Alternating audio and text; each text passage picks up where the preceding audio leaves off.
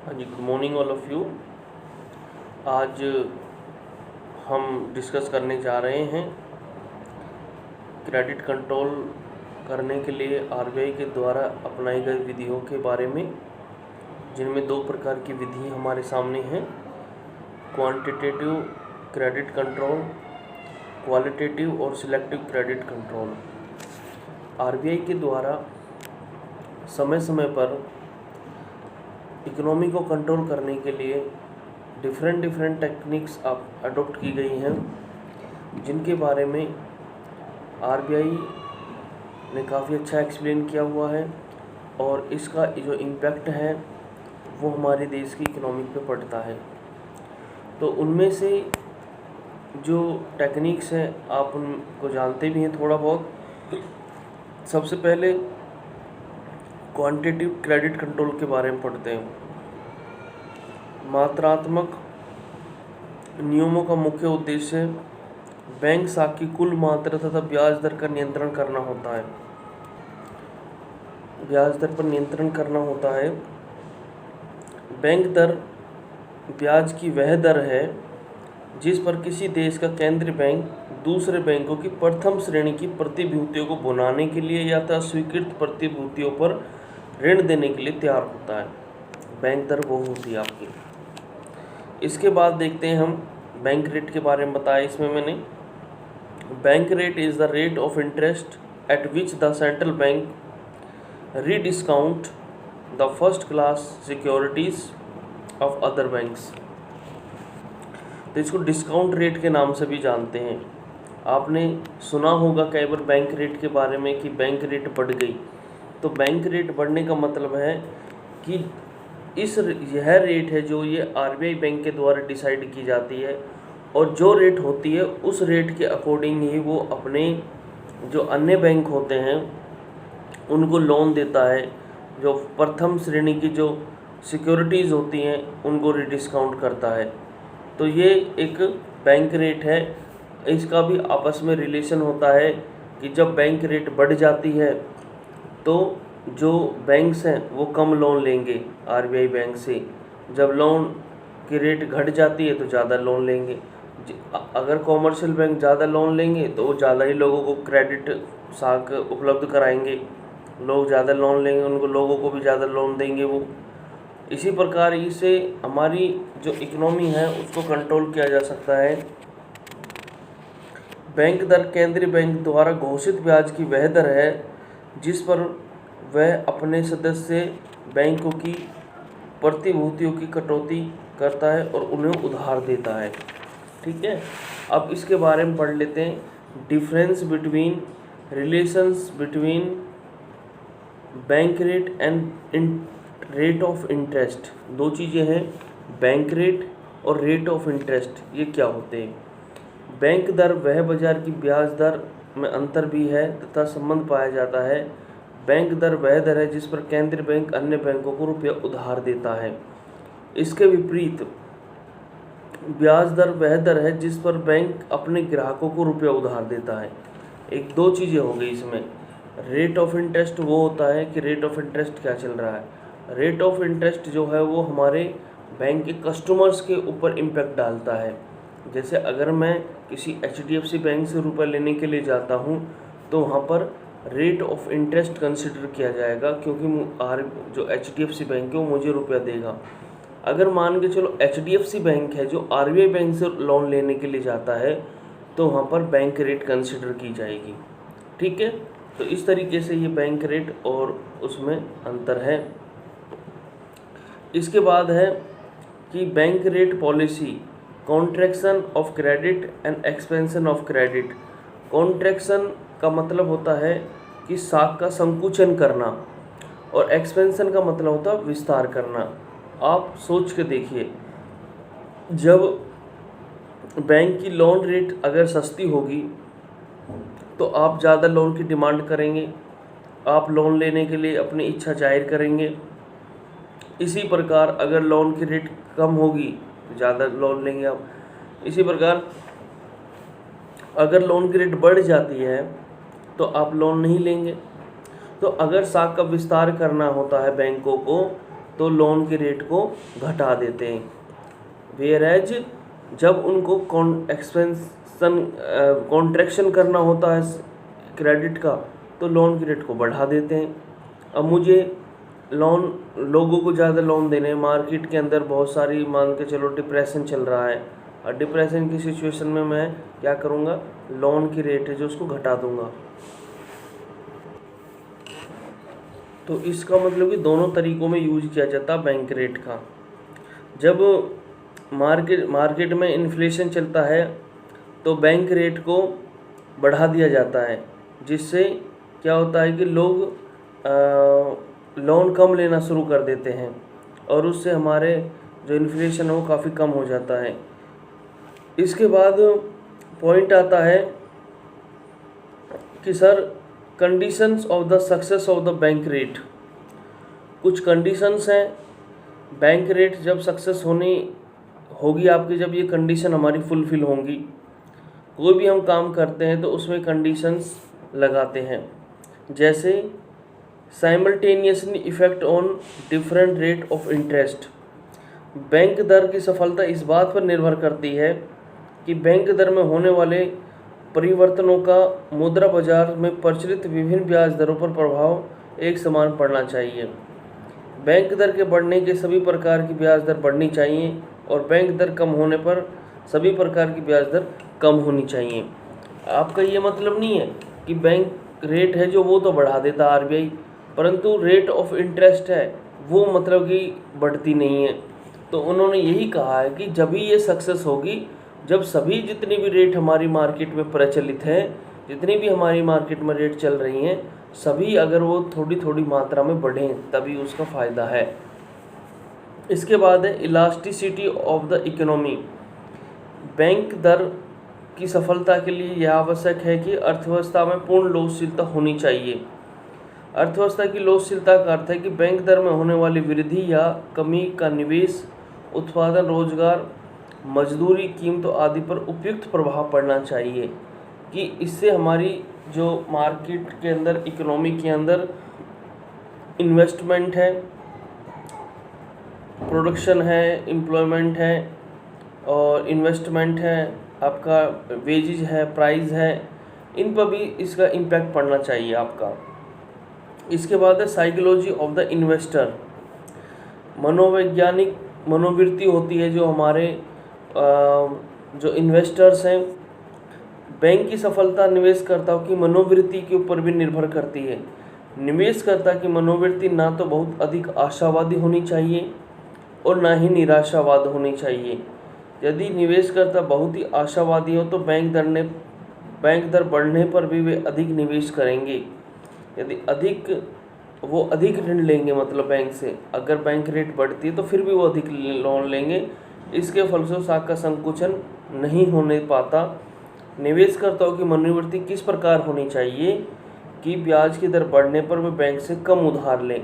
अब ऐसा ना हो कि जैसे डिमांड का लॉ ये कहता है, जो हमारा मांग का नियम है, जब कीमतें बढ़ जाती हैं तो मांग कम की जाती है, परंतु कई कंडीशन ऐसी होती है कि जब कीमतें ज़्यादा बढ़ रही होती है ना, लोग लगातार डिमांड करते चले जाते हैं, लगातार चीज़ों को खरीदते हैं, तो वहाँ पर हमारा जो डिमांड ऑफ लॉ है वो काम नहीं करता। इन्होंने भी यही बात कही है इसके अंदर कि जब बैंक रेट हमारी बढ़ रही होती है तो उसमें हमें अपने इन्वेस्टर से ये उम्मीद की जाती है कि वो बैंक से कम लोन की डिमांड करें। अगर वो ज़्यादा लोन की डिमांड करेंगे तो फिर वो हमारा लॉ है जो फेल हो जाएगा। इसके बाद इसकी कुछ सीमाएं दे रखी हैं कि अल्पविकसित देशों के ऊपर इसकी क्या लिमिटेशंस हैं, ये आप पढ़ लेना, इसका वो बना के भेज देंगे। एक इम्पोर्टेंट पॉइंट आपका स्टार्ट होता है यहाँ पर, इसी का पार्ट है, ये अलग से नहीं है। ओपन मार्केट ऑपरेशन, कई बार पेपर में पूरा क्वेश्चन भी आता है और शॉर्ट नोट की फॉर्म में भी आता है। ये आपका ये ओपन मार्केट ऑपरेशन क्या है? ओपन का मतलब खुले बाजार की क्रियाएं करना। खुले बाजार की क्रियाएं किसके द्वारा की जाती हैं? आरबीआई बैंक के द्वारा की जाती हैं।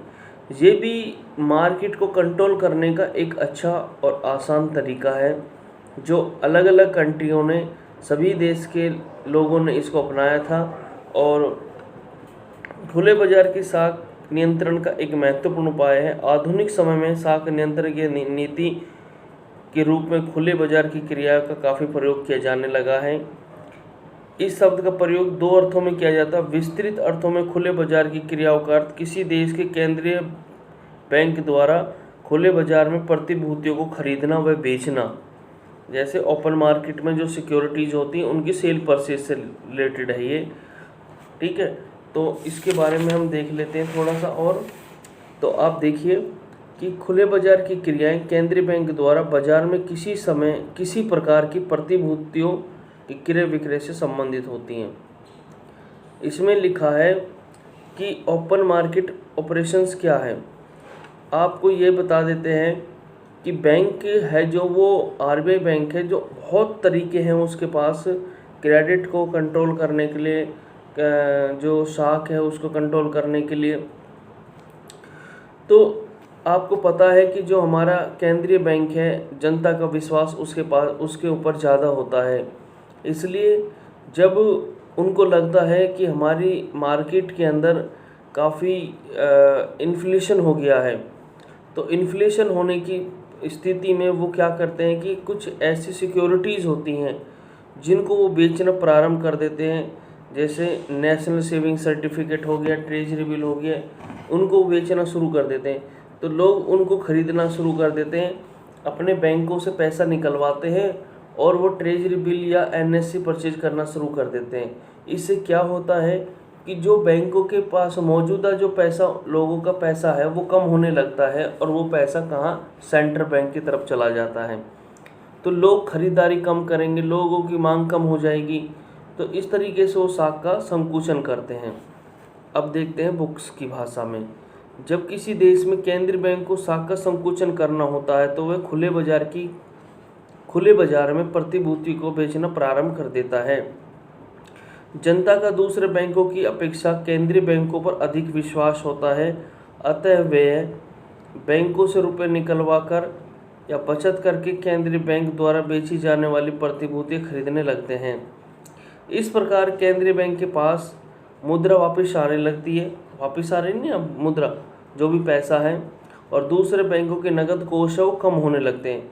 उन्हें साख के निर्माण में कमी करनी पड़ती है और साख मुद्रा की मात्रा में कमी होने के कारण अर्थव्यवस्था में इन्वेस्टमेंट की भी कमी हो जाती है। इसके फलस्वरूप आय और रोजगार में कमी होने के कारण मूल्य कम स्तर पर आ जाते हैं। दोबारा से लोगों को एम्प्लॉयमेंट कम मिलनी शुरू हो जाती है और कीमतें हैं वो भी धीरे धीरे नीचे की तरफ आने लगती हैं। तो ये एक साख का विस्तार करने का, साख का संकुचन करने का एक तरीका है। अब इसका अपोजिट क्या होगा, जब डिप्रेशन की सिचुएशन आती तो वो उनको बेचना शुरू कर देते हैं। बेचने से क्या होगा, लोगों के पास पैसा आ जाएगा, ठीक है। अब वो बेचना शुरू कर देते हैं। अब इसमें लिखा है, जब केंद्रीय बैंक साख विस्तार करना चाहता तो बाजार में प्रतिभूतियों को, यहाँ पर खरीदना होगा, बेचना नहीं होगा। बेचना तो ऊपर वाले में होगा जहाँ पर हमने उसका कॉन्ट्रैक्शन किया था। वो खरीदना प्रारंभ कर देता है कि जो हमने एनएससी लिए उनको वही तुम अपने जमा करा दो और पैसे ले लीजिए। इससे अर्थव्यवस्था में मुद्रा की मात्रा बढ़ जाती है, लोग बैंकों में अधिक रुपया जमा करने लगते हैं, जिससे उनकी साख क्षमता बढ़ जाती है। अब जो इन्होंने बेच दिया, जो ओपन मार्केट में बेचा है जो, तो पब्लिक के पास तो पैसा आएगा, वो पैसा अपने पास नहीं रखेंगे, वो उनको कॉमर्शियल बैंक में जमा कराएंगे या किसी अन्य बैंक में जमा कराएंगे। इससे बैंकों के अंदर कैश का इनफ्लो होने लगेगा। पहले स्तर में आउटफ्लो हुआ था, बैंक से पैसा निकल के जा रहा था, बट यहाँ पर पैसा का इनफ्लो हो जाएगा। जितना बैंकों के पास पैसा आएगा उतना ही वो लोन की फॉर्म में उसको क्रेडिट कर देंगे। सर इसके objective of open market operation में क्या है, ओपन में क्या है देखिए कि स्वर्णमान के अंतर्गत सोने के आयात और निर्यात के प्रभाव को दूर करना, पूंजी के विदेशों को निर्यात पर रोक लगाना।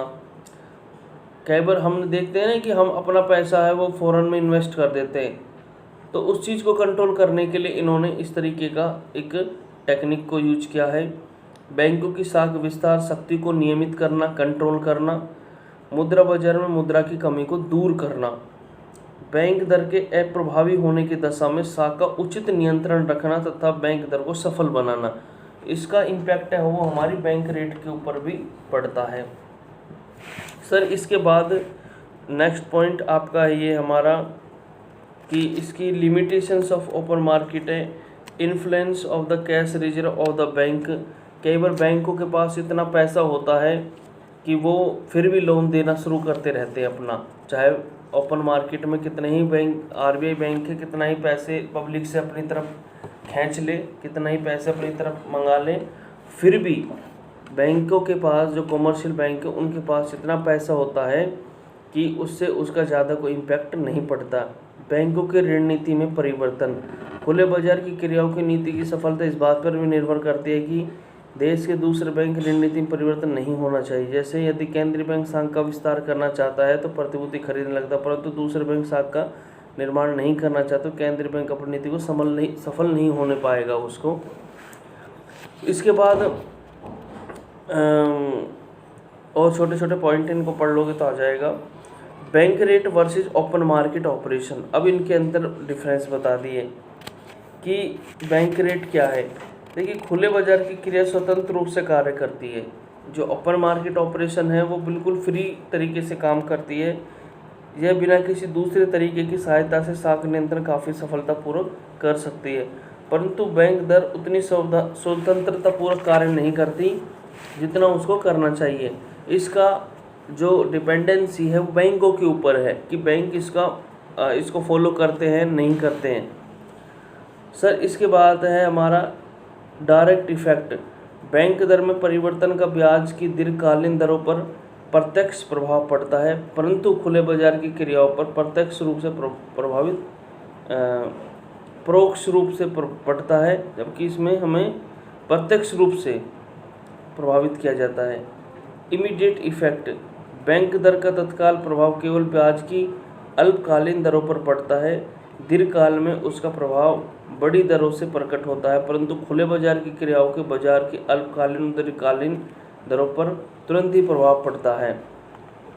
ये इस तरीके के पॉइंट दे रखे हैं छोटे छोटे। एक इसके बाद आता है पॉइंट नंबर 3 हमारा कैश रिजर्व रेशियो। आपने सुना होगा कैश रिजर्व रेशियो।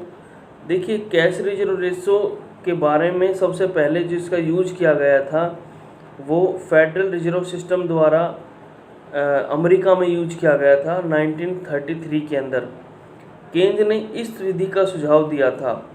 जो कैश रिजर्व रेशियो है इस विधि का जो सुझाव है सुजेशन है जो वो केन्ज ने दिया था। इस विधि के अनुसार प्रत्येक देश के व्यापारिक बैंक को अपनी जमा राशि का एक निश्चित प्रतिशत कानूनी रूप से केंद्रीय बैंक के पास नगद जमा कराना चाहिए, नगद कोष में जमा कराना चाहिए। इसे हम स्टैट्यूटोरी मिनिमम रिजर्व भी कहते हैं। केंद्रीय बैंक इस न्यूनतम नगद कोष में परिवर्तन करके साख नियंत्रण कर सकता है।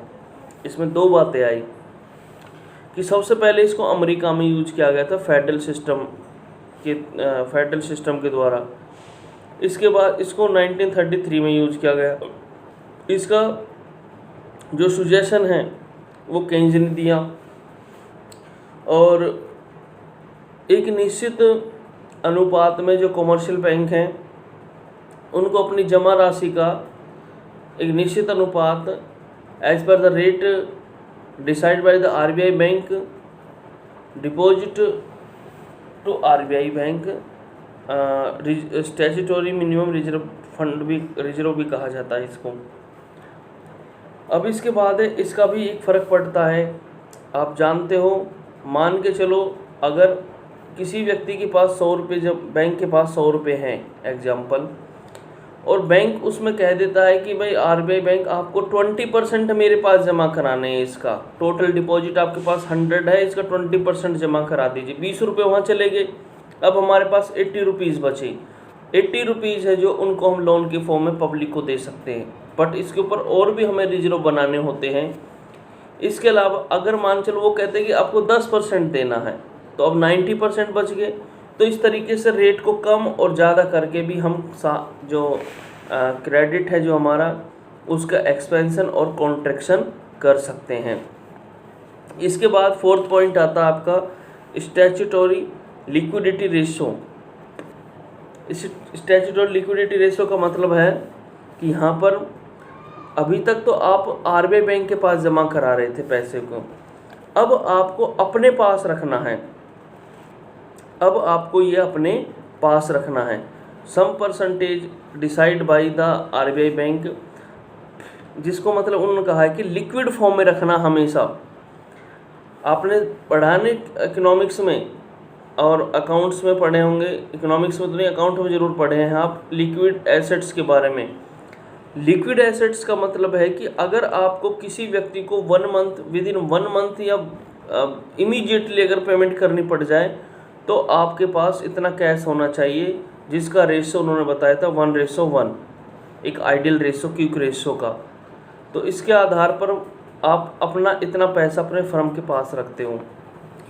देखिए, दूसरे महायुद्ध के बाद साख नियंत्रण की एक नीति, एक नई विधि जिसे हम वैधानिक तरलता अनुपात SLR कहा जाता है का आविष्कार किया। इस विधि के अनुसार बैंकों को अपनी कुल जमाओं का एक निश्चित भाग अनिवार्य रूप से तरल फॉर्म में यानी कि लिक्विड फॉर्म में अपने पास रखना होता है। इस तरल भाग को नगद राशि तथा सरकारी प्रतिभूति शामिल होती हैं और इसके द्वारा केंद्रीय बैंक शाखा का संकुचन वगैरह कर सकते हैं। अब बहुत सारी चीज़ें निकल जाती है, जब पैसा कम होगा, जब हमारी ये रेट बढ़ जाती है तो पैसा कम बचेगा, अगर रेट कम होती है तो हमारे पास पैसा और आ जाएंगे। तो इस विधि का प्रयोग सबसे पहले बेल्जियम में हुआ था 1946 में, बाद में 1947 में इटली में यूज किया गया और फ्रांस में 1948 में। अन्य देशों ने इसे समय समय के साथ अपनाया है। यूरोप में केंद्रीय बैंकों ने इसे बहुत लाभ उठाया और शाख निर्माण की यह पद्धति सरल है, अल्पकाल में भी प्रभावपूर्ण है। तो सर, इस तरीके से जो हमारे आज के जो फंक्शन थे, quantitative functions, quantitative credit control, तो ये हमने आज किए हैं। और tomorrow will be discuss qualitative और सिलेक्टिव क्रेडिट कंट्रोल। और अंत में आपसे कुछ क्वेश्चन पूछ लेता हूँ कि सबसे पहला क्वेश्चन है कि जिस रेट के ऊपर केंद्रीय बैंक अपने व्यापारिक बैंकों को, कॉमर्शियल बैंकों को ऋण देता है, उस रेट को क्या बोलते हैं? दूसरा, और एक जो बैंक्स होते हैं उनको केंद्रीय बैंक के पास जमा कराना पड़ता है एक निश्चित अनुपात में, वो किस रेशो के अंतर्गत उनको जमा कराना होता है, किस टेक्निक्स का उसमें यूज करते हुए उसको अपना जमा कराना होता है। तीसरा क्वेश्चन ये है कि जो हमारा व्यापारिक बैंक हैं उनको अपने पास कुछ अमाउंट परसेंटेज में एक लिक्विड फॉर्म में रखना होता है, उस रेशो को क्या बोलते हैं? ठीक है, इन क्वेश्चनों का जवाब आपको कमेंट बॉक्स में लिख कर देना है। और thank you, take care. Any query हो तो आप कमेंट बॉक्स में लिख सकते हो, उस पॉइंट को हम दोबारा भी बता देंगे। Thank you.